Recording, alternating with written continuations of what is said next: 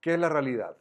Obviamente es un término bastante ambiguo, bastante complejo, enigmático, porque todo el mundo obviamente quiere saber qué es la realidad, qué es lo real.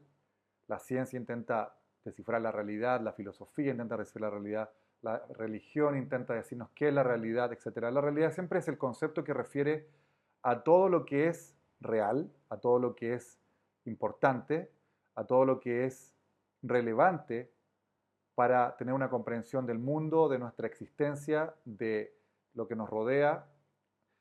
Y en cierta forma el concepto de realidad lo hemos venido entendiendo desde el siglo XVII, cuando empezó la modernidad, con los preceptos que inauguraron la modernidad, que son los conceptos de sujeto-objeto. Así que básicamente con Descartes, que se inició la modernidad, hemos venido entendiendo la realidad dividida, con una dualidad que divide el ser, se podría decir, si llamamos ser a todo lo que es. Divide el ser en dos conceptos fundamentales que han permitido que nosotros comprendamos hasta el día de hoy, en filosofía y en ciencia y en el mundo trivial, la realidad compuesta de dos categorías, el sujeto y el objeto.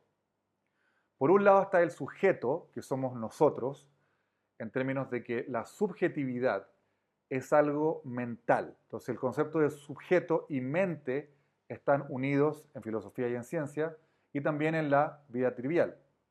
Cuando recibimos esto es mental o esto está en tu mente, etcétera, o esto es subjetivo, etcétera, etcétera, hablamos de un aspecto de la realidad para oponerlo a otro aspecto de la realidad que sería lo material, lo objetivo. Entonces, obviamente, esto está dividido, estamos dividiendo la realidad desde el siglo XVII, desde la modernidad, en sujeto y objeto. Por ejemplo, esto es un objeto, la pizarra es un objeto, y las sutilezas de que yo mismo soy un objeto, en términos de que la mente o la subjetividad se distingue del cuerpo. ¿Por qué? Porque finalmente en Descartes, en el origen de la modernidad, Descartes estaba hablando de el alma y del cuerpo. Obviamente el alma es un concepto que viene del medioevo, un concepto religioso, que en cierta forma tiene ciertas connotaciones religiosas porque se distingue del cuerpo en sus cualidades de inmortalidad, inmortales de indivisibilidad, etcétera, etcétera. Pero Descartes quiso darle un giro un poco más antropológico y menos y más científico, y con eso dividió el mundo entre sujeto y objeto. Pero finalmente son los mismos conceptos religiosos que los reinterpretó, los reasimiló y los produjo nuevamente en una filosofía de corte más científica, de corte más racional.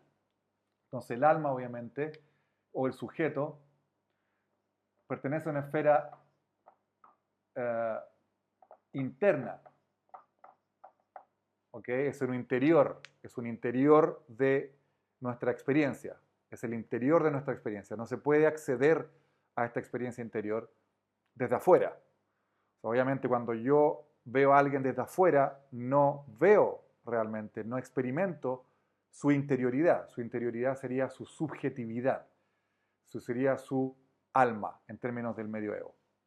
Por otro lado tenemos el cuerpo, que sería un objeto del mundo, tal como sería este objeto.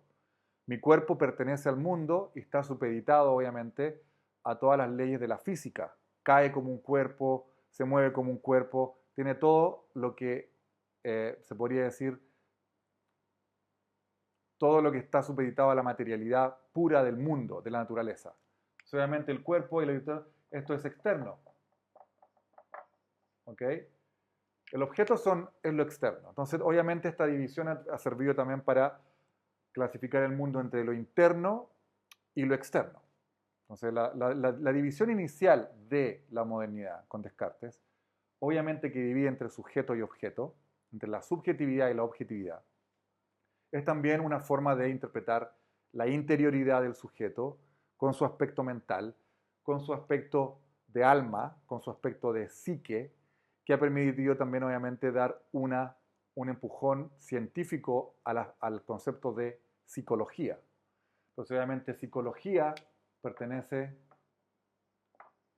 a este aspecto de acá y el objeto pertenece a la física, Entonces, obviamente, Descartes lo que hizo fue, en términos generales, darle a la física, al mundo científico, el mundo del cuerpo, el mundo de lo externo, el mundo de lo que él llama la res extensa. Res extensa o realidad extensa. Todo lo que ocupa espacio, ¿ok? Esto ocupa espacio, mi cuerpo ocupa espacio, por lo tanto está extendido en el espacio, y eso sería la res extensa.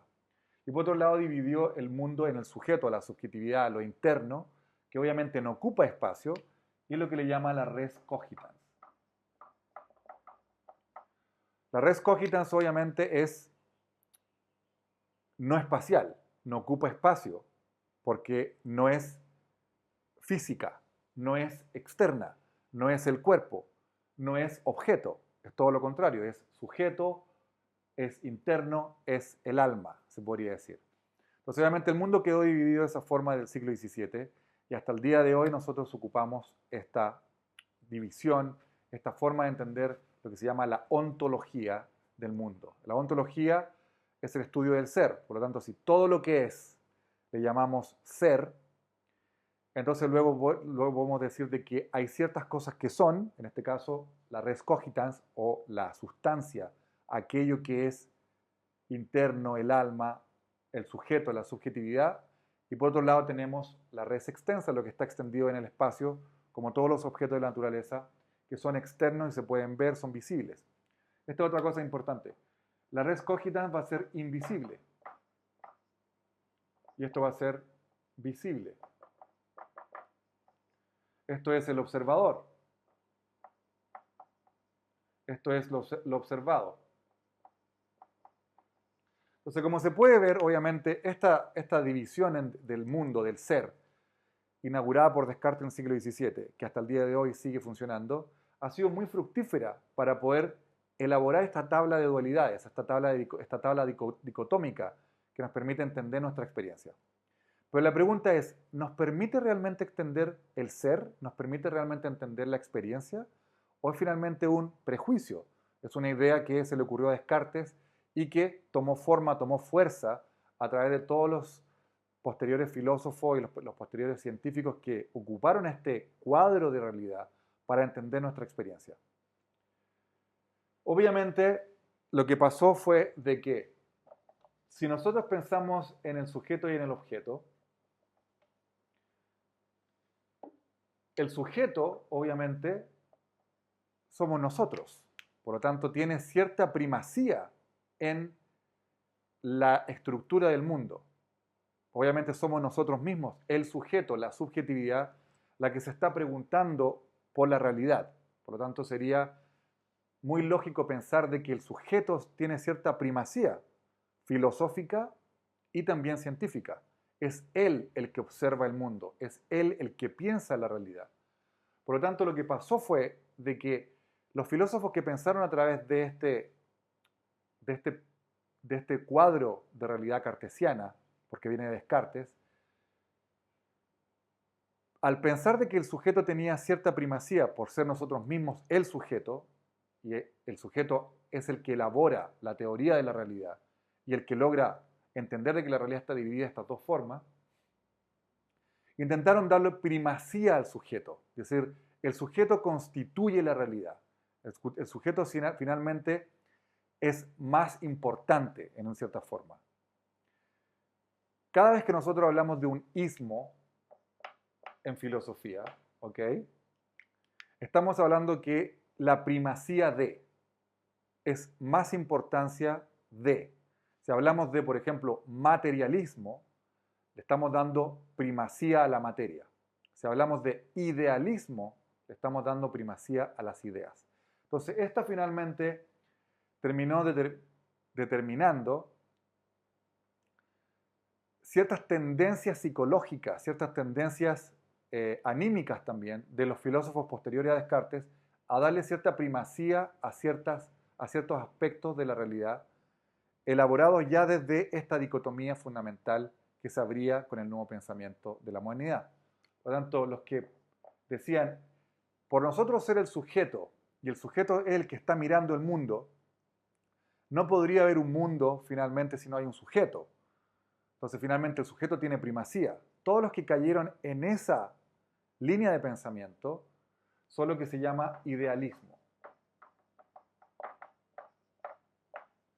Todo aquel, el idealismo obviamente tiene muchas formas, muchas fragmentaciones, muchas interpretaciones, muchas sutilezas, muchas aristas, se podría decir.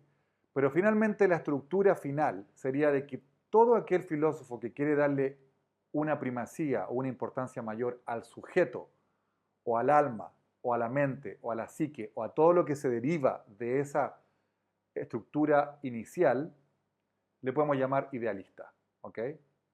Por otro lado, los que decían, ¿qué es el sujeto finalmente si no es nada más que una percepción de objetos? ¿Cómo va a haber un sujeto si no hay objetos? Finalmente el sujeto es simplemente el conocedor de los objetos, es el que está reflejando la realidad de los objetos, el que está envuelto en la realidad material. Entonces obviamente no es lo más importante el sujeto, lo más importante son los objetos, la naturaleza material, lo externo. Todos los que se balancearon hacia esa otra tendencia, esa otra prerrogativa, se podría decir, de la filosofía y de la ciencia, con ese paradigma epistemológico, le podemos llamar materialista. Materialista. Finalmente, el materialismo y el idealismo son dos tendencias psicológicas del ser humano para pensar la realidad o el ser. El idealismo obviamente tiene ciertos problemas porque pese a que nosotros somos el sujeto, es cierto, en cierta manera, de que estamos supeditados a la realidad externa. O sea, la realidad externa nos da todo lo que pensamos, todo lo que sentimos, todo lo que está ahí finalmente es lo que determina en cierta forma la realidad del sujeto. No hay un sujeto sin objetos. Pero sin embargo, el idealismo, en su afán de darle más primacía al sujeto, intentó pensar qué podría ser la subjetividad en sí misma. Ahí generó una idea que yo le podría llamar el sujeto puro. Obviamente, ¿qué sería el objetivo de una filosofía idealista que trata de reducir todo lo externo, lo material, a la subjetividad o a lo ideal? Sería llegar a eso mismo que es la fuente de la realidad. Y si la tendencia había sido ya lanzarse hacia el sujeto, obviamente la idea fundamental o la prerrogativa fundamental sería llegar a un sujeto puro. A ese sujeto puro le podemos llamar la subjetividad. Por el otro costado tenemos los que al lanzarse hacia el lado materialista, como por ejemplo el más famoso de todos, Marx, que ocupó finalmente la dialéctica material y ocupó las ideas de un idealista para dar la vuelta en términos generales y decir realmente nosotros estamos supeditados a la naturaleza, somos parte de la naturaleza, somos en cierta forma envueltos en el proceso material de la historia, materialismo dialéctico, materialismo histórico. Obviamente lo que buscamos finalmente es entender la dialéctica, la lógica de la materia. Buscamos finalmente no el sujeto puro, sino el objeto puro. O lo que comúnmente se llama la objetividad. La objetividad entonces es el ideal o el fin último de toda tendencia filosófica que privilegia mayormente el objeto. Por otro lado, aquel que privilegia mayormente el sujeto, que le da primacía al sujeto, lo que busca es la subjetividad, entender la subjetividad descontaminada de todo lo externo, de todo lo material, de todo lo objetual. Por otro lado, el materialismo busca la objetividad, la materialidad, la estructura de la materia y obviamente lo objetual, lo objetivo. Dos tendencias completamente opuestas una a la otra que se fundamentan ambas dos desde el cuadro conceptual que se inauguró con Descartes en el siglo XVII, que hasta el día de hoy sigue funcionando. ¿Cuál es el problema? El problema está de que la idea del sujeto puro ¿ok? Y la idea de un objeto puro, si lo pensamos bien, son ficciones. Por ejemplo, yo ahora mismo soy un sujeto, si ocupamos este mismo cuadro de conceptual para interpretar mi experiencia ahora. Soy un sujeto contemplando un objeto. Soy el observador de una realidad material observada. ¿Ok? Soy lo mental mirando el mundo material, percibiendo el mundo material. Soy una realidad interna, mental, que observa algo externo, material, que está ahí, que es objetual. Finalmente, la experiencia, la realidad, que sería, que sería básicamente el ser de todo, no puede ser realmente dividido de forma tan drástica entre sujeto y objeto. Tampoco puede ser comprensible la realidad desde el puro lado, desde un lado puro de la subjetividad o de la objetividad. Finalmente, la realidad parecería ser más bien no la subjetividad pura, este ideal del idealismo, ni tampoco la objetividad pura, este ideal del materialismo o de la ciencia, que ocupa por lo general un balance hacia el costado del objeto. La realidad pareciera ser que el sujeto, o más bien de que no hay sujeto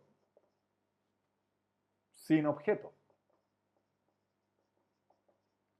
Y no hay objeto sin sujeto. No hay ninguna forma de supeditar uno al otro, de darle primacía al uno al otro, si lo que prima es esta fórmula. No podemos hablar de objetos, lógicamente, si no hay un sujeto que percibe, que piensa.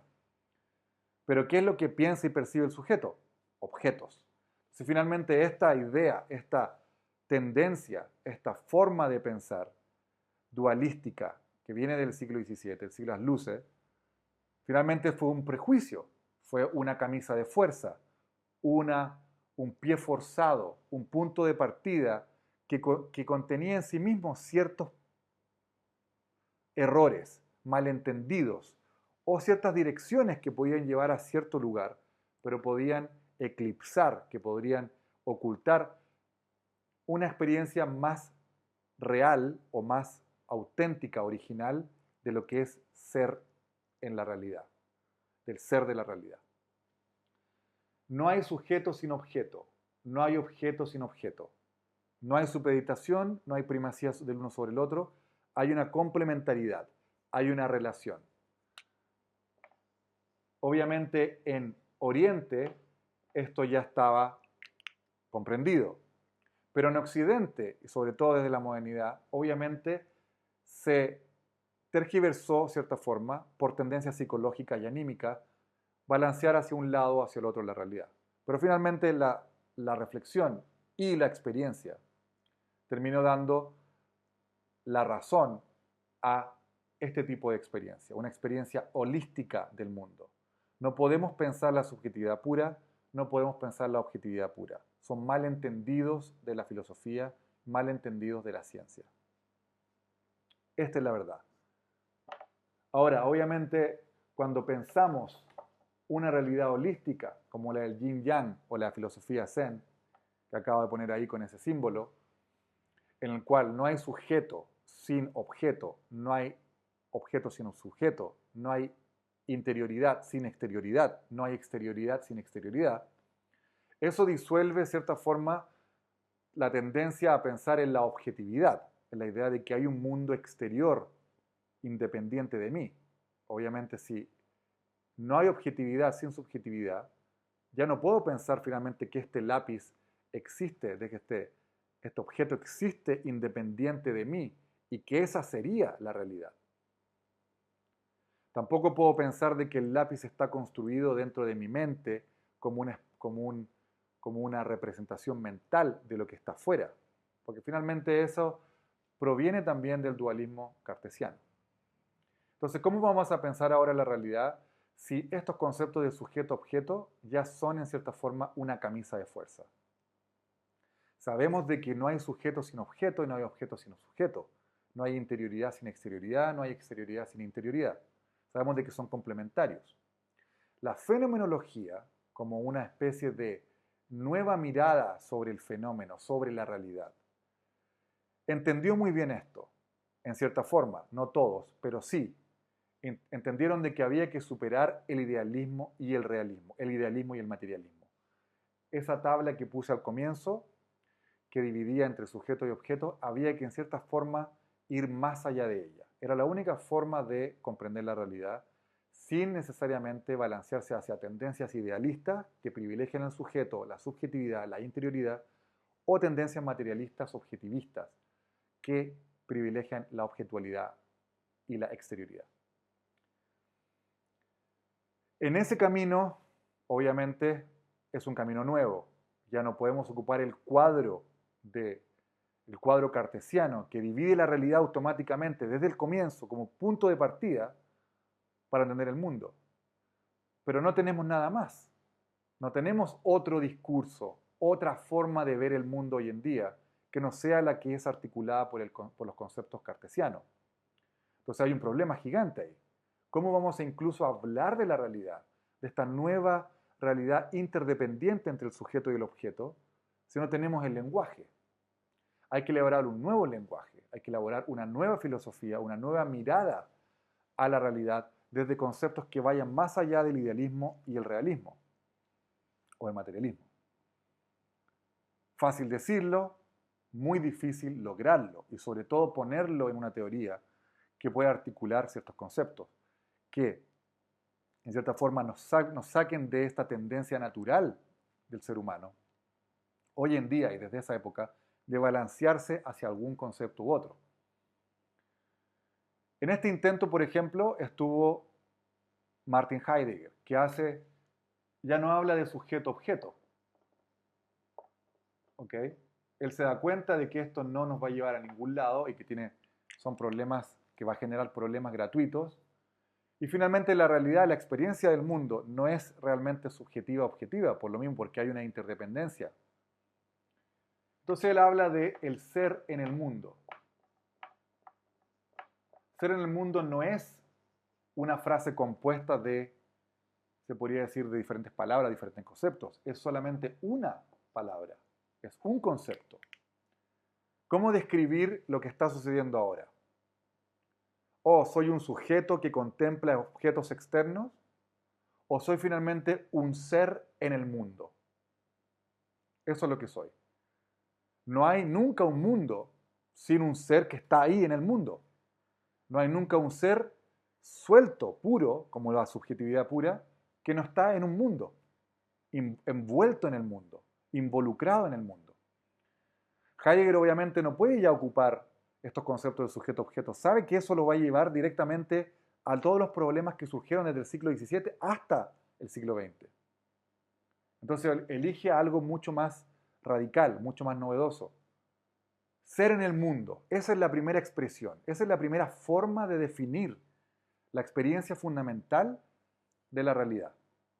Somos en el mundo, estamos aquí. Obviamente esa estructura, que ya tiene otro tipo de connotación, otro tipo de estado anímico y estado psicológico de descripción, no es clara en sí misma.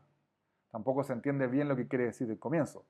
Pero por lo menos sí nos da una forma de entender la realidad que ya no es balanceándose hacia lo subjetivo o hacia lo objetivo. El ser en el mundo es alguien que está involucrado ahí, que está envuelto con las cosas, porque está ahí en el mundo, no puede estar fuera del mundo. El ser en el mundo obviamente podría yo definirlo y tratar de explicarlo de muchas formas, pero finalmente el ser en el mundo es la expresión con la que Heidegger intentó superar la dialéctica y la tendencia a dividir el mundo entre sujeto y objeto, para ponerlo de una forma así. Ahora, pensémoslo de esta manera. Ya no es una relación de sujeto-objeto. No somos un sujeto contemplando objetos. Es una camisa de fuerza, es una división innecesaria. Hay una unidad anterior que es complementaria, que hace que los términos dependan el uno del otro. El sujeto dependa de los objetos dependan de los sujetos. Es ahí en esa complementariedad donde está la realidad. Imaginemos de que estamos en el centro del mundo. Podemos pensar también en esta estructura como el ser en el mundo. Soy en el mundo. Soy aquí, en el mundo. ¿Ok? Nunca he estado fuera del mundo. Nunca he sido un sujeto sin objetos. Siempre he sido en el mundo. Ese es el punto de partida. Pensemos, por ejemplo, de que el mundo entonces es cosas, entes que están ahí. A esto que está alrededor mío, en mi mundo, porque obviamente tengo un cuerpo con el cual estoy en el mundo. ¿Cómo podría estar en el mundo si no tengo un cuerpo? Recuerda que la división entre alma y cuerpo, o entre psique y físico, es una división que pertenece al cuadro cartesiano. Si ya estoy en el mundo, ¿cómo podría estar en el mundo? De la misma forma que esto está en el mundo. Teniendo un cuerpo o teniendo una corporalidad, una espacialidad. No podría estar en el mundo si no soy espacial. Entonces la idea de una mente no espacial, de una mente que no tiene espacialidad, que es invisible por esencia, completamente distinguible del cuerpo, ya no queda fuera de juego. Porque obviamente para estar en el mundo necesito un ente, necesito ser un ente del mundo, necesito mi cuerpo. Al estar en el mundo, me encuentro con los entes, porque obviamente si yo soy un ente del mundo, me puedo encontrar con las otras cosas que están en el mundo, que es otro ente. Los otros entes que están alrededor mío, les podemos llamar a esto que está acá, que generé aquí, alrededor mío, le voy a llamar la órbita. Órbita fenomenológica, órbita fenoménica, en el sentido de que fenoménica, en el sentido de que cosas aparecen ahí, están ahí. ¿Okay? Esto está ahí, está apareciendo ante mí. Por lo tanto, está dentro de una órbita en la cual para mí, porque estoy adentro del mundo, pueden las cosas aparecer. A eso simplemente le llamaré la órbita fenoménica, este círculo que generé acá. Obviamente este círculo que yo genero acá no es un círculo unitario, porque yo estoy haciendo aparecer esto ahora por medio de mis ojos, por medio de mi tacto. Entonces finalmente la órbita son los sentidos que me permiten hacer aparecer las cosas. Entonces habría una órbita visual, una órbita auditiva, una órbita olfativa, una órbita táctil, etc. ¿Okay? Se parece bastante a un átomo por lo mismo, porque son diferentes tipos de orbitalidades que me permiten hacer aparecer los entes a mi alrededor. ¿Ok? Yo en el medio de mi órbita, tú en el medio de tu órbita. Pero obviamente nuestras órbitas se topan, porque podemos ver los mismos objetos, ¿ok? Los mismos entes. Tú al tener un cuerpo y estar entre medio de los entes, puedes ver los otros entes, puedes sentir los otros entes, puedes ser afectado por los entes que están alrededor tuyo y yo por los que están alrededor mismo. Pero obviamente el hecho que sea una órbita quiere decir que tiene un alcance limitado. ¿Ok? La órbita no es infinita. Yo puedo ver hasta cierta distancia, puedo tocar hasta cierta distancia, puedo oler hasta cierta distancia, puedo escuchar hasta cierta distancia. Lo que está dentro de mi órbita es intraorbital. Por ejemplo, esto que está acá, lo puedo ver, lo puedo tocar, lo puedo oler.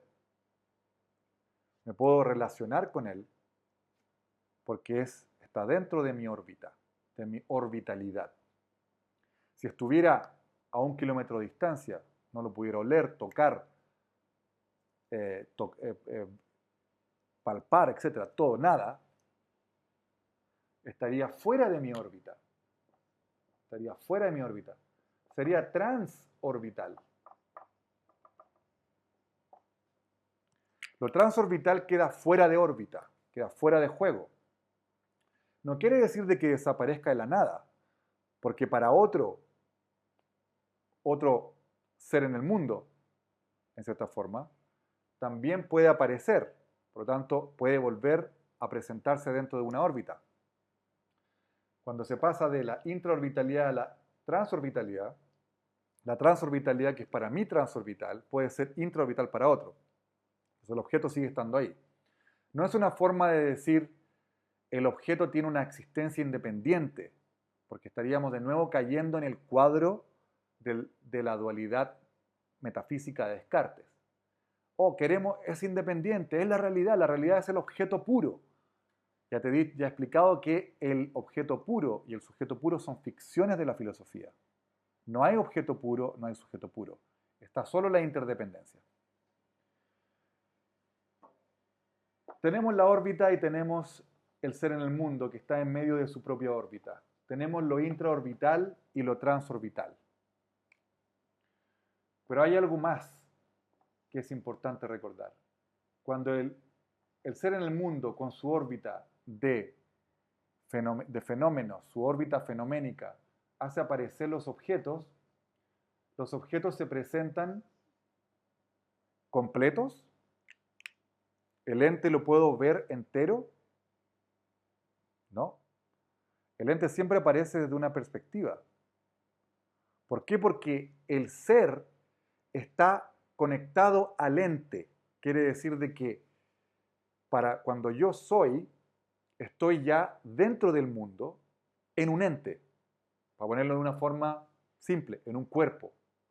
Entonces, obviamente, ese cuerpo está en el espacio, es espacial. Y por lo tanto está posicionado. Y al estar posicionado tiene una perspectiva. La idea de que hay un punto de vista sin perspectiva o una transperspectiva, eso también es una ilusión de la filosofía. Porque nosotros nunca hemos visto eso, nunca hemos experimentado eso. Lo hemos construido mentalmente. Siempre nosotros estamos en una perspectiva. ¿Ok? Por lo mismo que he dicho antes. El sujeto puro nunca existió. El objeto puro tampoco. Solo lo que existió fue el encuentro entre ambos, la relación entre ambos, o el ser en el mundo. Una mejor forma de ponerlo de forma simple a la forma heideggeriana. Entonces, obviamente, si el ente, si el ser, la realidad en total, necesita del ente para aparecer, para presentarse como mundo, quiere decir de que nosotros estamos posicionados. Siempre estuvimos posicionados. Nunca hubo una realidad sin posición.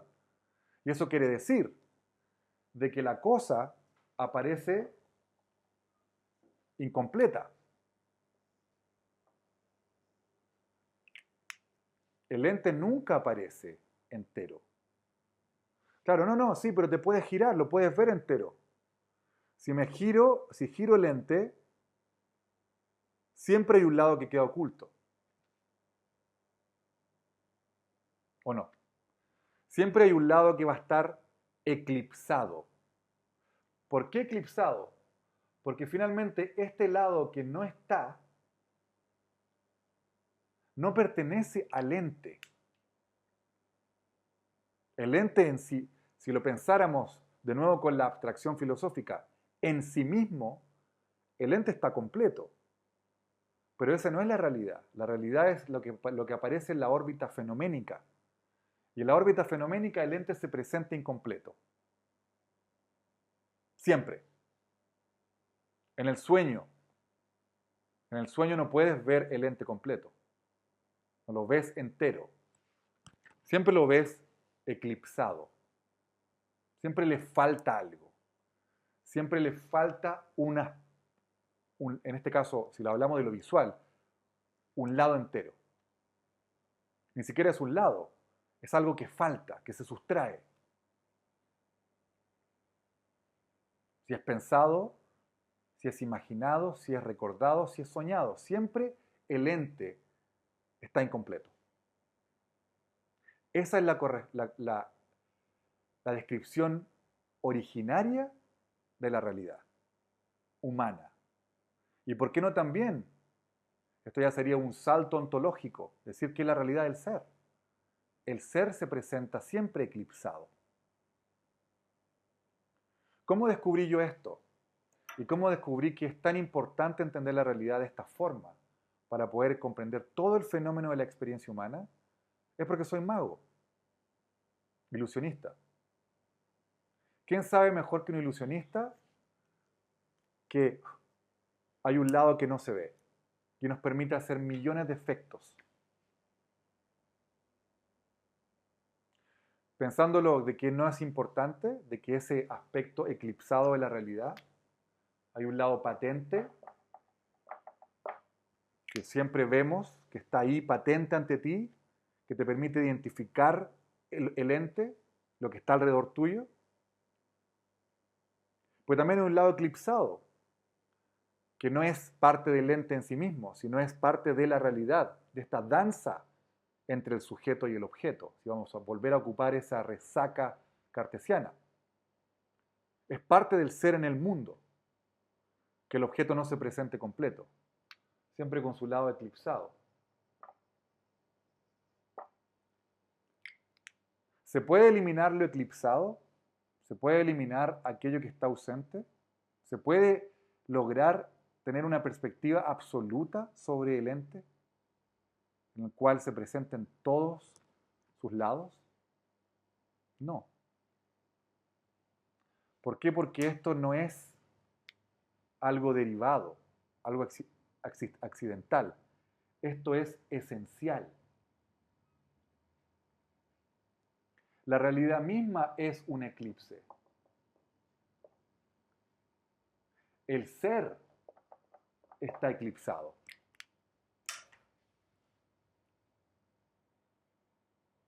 No es fácil comprenderlo porque nosotros vivimos en ilusiones.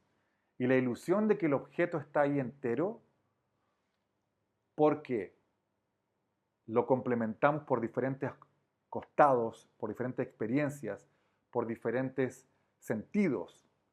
Claro, yo puedo no ver este lado, pero lo puedo tocar. No lo estoy viendo desde acá, pero lo estoy viendo ahora incluso en la pantalla ahí. Eso me corrobora, me dice, está ahí el objeto entero, completo. No está incompleto, está completo. Lo que pasa es de que no lo puedo ver, pero eso es como una falencia mía. Es una falencia de mi sistema óptico, de mi realidad humana de estar en una perspectiva. No lo pensamos como algo de la realidad en sí misma.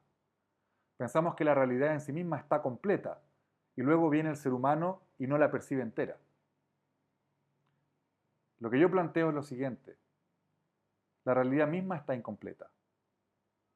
El ser está eclipsado. Es su esencia. Nunca se presenta completo. Esto tiene implicancias filosóficas y científicas gigantes, que ni siquiera se pueden vislumbrar en un video como el que acabo de hacer. Pero espero que este video te haya hecho comprender la realidad de una forma más elevada y te haya abierto el obturador filosófico para poder percibir tu mundo alrededor ahora, de una forma en la cual